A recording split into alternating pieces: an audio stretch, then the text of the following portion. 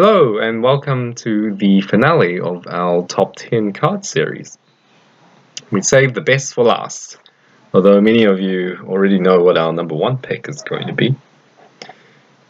So the multi-civ was introduced quite late into the TCG lifespan, appearing first in the third to last TCG set, DM10 Shockwaves of the Shattered Rainbow. And boy did it shake things up, giving us some of the game's most meta-defining and strongest cards. In all trading card games, often when you begin printing set after set, the game starts to get stale, and relies on new mechanics or flashy boss monsters to keep the game interesting. The introduction of the multi-civ was exactly that. Suddenly you've got cards that are almost strictly better than the cards printed in previous sets. My favorite example is Gonta the Warrior Savage. He's a 2-mana 4K vanilla beast folk human multi-civ creature, and if you compare that to our base set friend Burning Mane at 2-mana 2K, they have the same race, same mana cost, but Gonta has 2K more power. However, what makes these cards not strictly a power creep is the additional civ requirement. Well, this may not impact too much on the card quality itself, especially for cards where you would play both of the civilizations anyway. It does limit the type of decks that you can run these cards in. For example, the most obvious would be you cannot run Gonta in a mono nature bespoke rush deck. Also often overlooked is the comes into your mana zone tapped condition, of which all multi-civ cards share. And surprisingly, this actually may be more of a detriment than you think. It prevents you from playing too many of these multi-civ cards in your deck, and you've also got cases where you could bronze arm into a multi-civ card, which can be quite annoying. But nevertheless, multi-civs are a great inclusion to the game, and it really did shake things up for the better.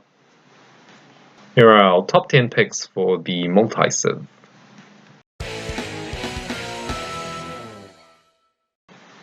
Firstly, some honorable mentions.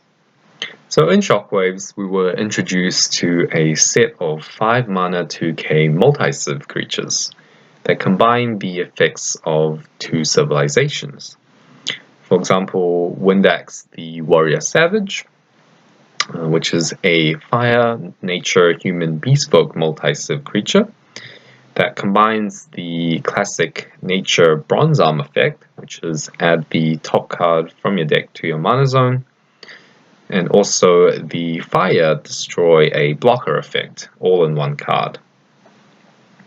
These cards serve as a great introduction to the multi-civ, and Sky Sword in particular makes it to our honorable mentions list. Combined with two of the most useful races in the game, Beastfolk and Initiate, that both have strong evolution creatures in Fighter Dualfang and Crazed Valkyrie, his effect is also nothing to laugh at, granting you an extra mana and shield, which is great for playstyles of a control deck. No wonder he's a staple in our Neo Beastfolk Mafia deck. The next entry to our honorables mentions has quite a unique effect: Live and Breathe. Whenever you summon a creature this turn to search your deck, you may take a creature from your deck that has the same name as that creature and put it in the battle zone. So think of it as a 3-mana version of the creature that you just played. And also note that creature come into play effects do trigger, so it is pretty good in that way. Imagine a 3-mana twin cannon, not too shabby. However, there are quite significant drawbacks to this card. Firstly, you would have to play at least 2 copies of the creature, probably 3 if you want to guarantee the effect. And also, you do have to play this card with a creature on the same turn. So in effect, if you have this card by itself, it doesn't really do anything. But given its potential to create crazy situations, It really does deserve an honorable mention. It also gets us excited and potentially building a deck around this idea. And lastly, we have Sandfist. Again, having two of the most useful races in the game in Beastfolk and Initiate, Sandfist also has a very interesting effect. It was added to the game to have some counterplay to discard. So he comes into play for free if your opponent discards him on their turn. But what separates him from other creatures of similar ability is that he himself is perfectly playable at 3 mana.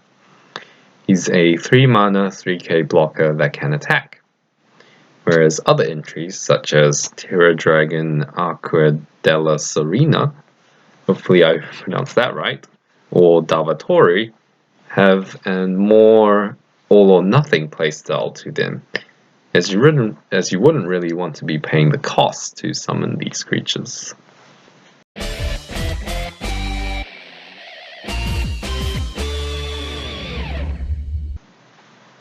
Coming in at number 10, Slash and Burn. Like Live and Breathe, Slash and Burn plus 3 other similar cards were all printed in the DM11 Blastopsplosion set, and had dual effects according to the Civ. Oh, just look at how glorious some of the artwork are. I actually think the rainbow cards are probably the most aesthetically pleasing cards to look at. Anyway, Slash and Burn is the best of the bunch, with a devastating effect when used correctly. You would only really need to destroy 2 of your opponent's creatures for this to be already pretty good, and destroying 3 or 4 is insane. However, this card is quite situational at times, and in this case it does require not only your opponent to have creatures, but also you yourself to have a few as well, so that you can destroy your opponent's creatures. Although, like I said before, destroying just 2 creatures already makes this card pretty good. But what gives it the X factor for me, and why it's on the number 10 spot, is when you combo this card with board wipes, like Steering Wave or Burst Shot. And now we have a combo.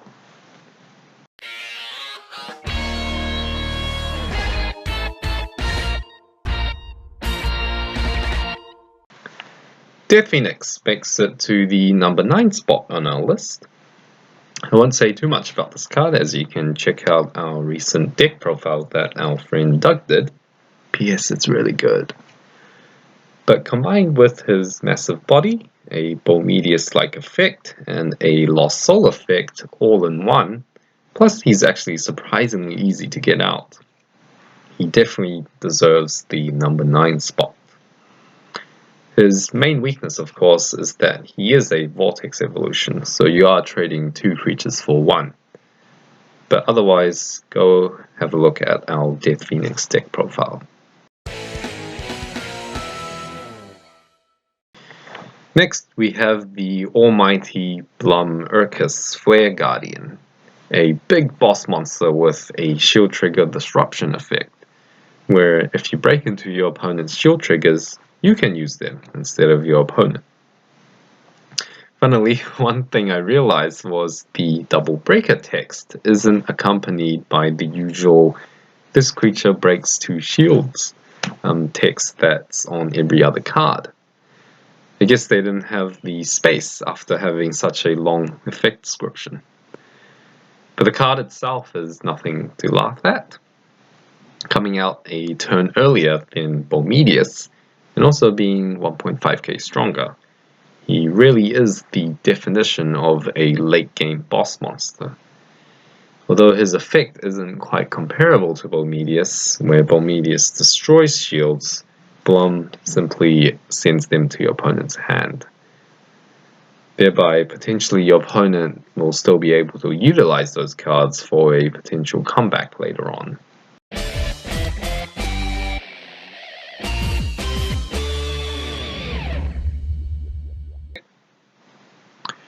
Now, who here remembers getting your whole board wiped by Steering Wave? I know I have, probably more often than I should. Surprisingly, 3k is a great cutoff for board wipe cards, as it covers most of the early game creatures and even mid-game creatures decks tend to play, making it, in my opinion, possibly even the best board wipe in the game.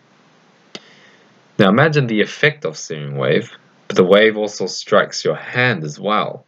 Crazy. Plus, you get this effect every turn, and that's Declawaz in a nutshell. Deserving of his title, the Terminator, if you manage to get Declawaz's effect off, he's devastating. But that's the problem, getting his effect off. And welcome to the most useless mechanic in the game, tap ability, which we will go more in depth in the future DM discussion video. But in summary, the reason why tap ability cards aren't being played is that they aren't reliable. You only get his effect off in, say, 50% of the games he's played. Also, for most of these tap ability creatures, the power to mana ratio is often quite terrible, and Declawaz is no different, being a 6 mana 5k creature. Although given the payoff of his effect when it does go off, having Declawaz as a tap ability is actually a great way to, in essence, balance him. So in that regard, good job, Wizards of the Coast. Probably the only playable tap ability card.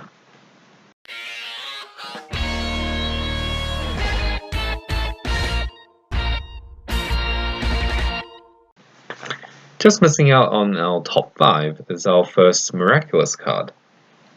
Now there are also 5 of these Miraculous cards, and I believe all of them are playable. All of them also have really unique and interesting effects, although the one that makes it to our 6th spot is Miraculous Truce. I like to think of this card as a better Holy Ore, if your goal is to survive an extra turn.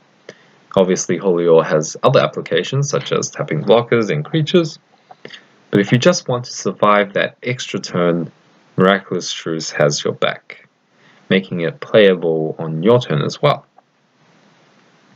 There will be cases where your opponent will have multiple different civilization creatures that can attack, and in those cases, indeed, Holy Ore is better. However, surprisingly, those cases are few and far between, and I find every time a Holy Ore is broken, 9 times out of 10, Miraculous Truce would have done the same job.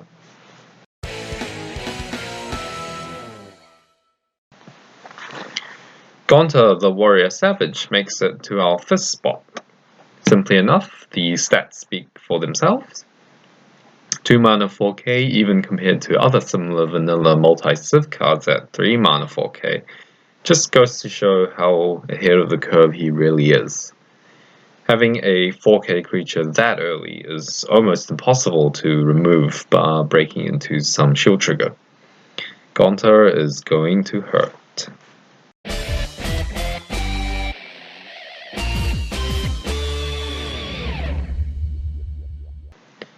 We've briefly touched upon just how unique and interesting the effects of these Miraculous cards really are. And the next entry on our list is possibly the most unique. Miraculous Sneer reads, choose a non-evolution creature and put it into that player's shields. It's an almost permanent removal that works great against cards like Bourmedius and Blum, or any big boss monster. But what really pushes this card over the line is the fact that you can use this card on your creatures as well, like a Mana Nexus, but for creatures, which can come in handy in a lot of control decks. This card is actually what all control decks want in a card. Cheap, can be used offensively and defensively. And remember, all of this for only 3 mana.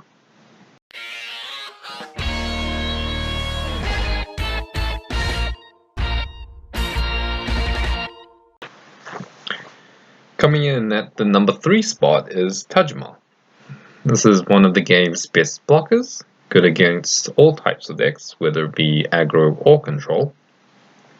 3 mana 4k blocker is already quite serviceable, That stat line alone makes it quite a decent blocker against rush decks. However, where Tajima really shines is against control decks, or more specifically, the nightmare that is Buzzagazil Dragon. Tajima is able to block and get rid of him for only 3 mana. Other notable creatures that he can block are Twin Cannon, Bomedius, Double Geyser. The list goes on and on.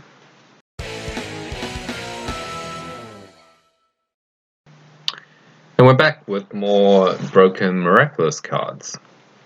Miraculous Plague tops the list of being the most overpowered Miraculous card. Not only do you get to remove 2 creatures, but you also set your opponent back by 2 mana. Playing this on turn 7 is almost game winning. And don't forget, all of this is just 1 card.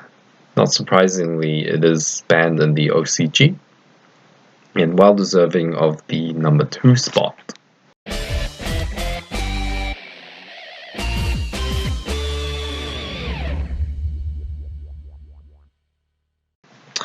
And of course, we've all been waiting for it. Most of us are sick of hearing about it. It's of course this absolute unit. The wildest of wild veggies, this frickin' giant meatball. But in all honesty, what were the game designers thinking where they printed this card? Being able to break 4 shields over 2 turns all by himself. You really don't need much to win the game. But Andrew, at least he destroys creatures that are 6k power, so you can't use them with Cryptic Totem. Really guys? Do we really need Cryptic Totem when we have this guy? Do we? It's not even fun for either of the players. On one hand, you're herped up hoping that you won't break into shield triggers. Not that it matters 99.999% of the time, because you're going to win anyway. While the other is contemplating his life choices as to why he's even playing this game.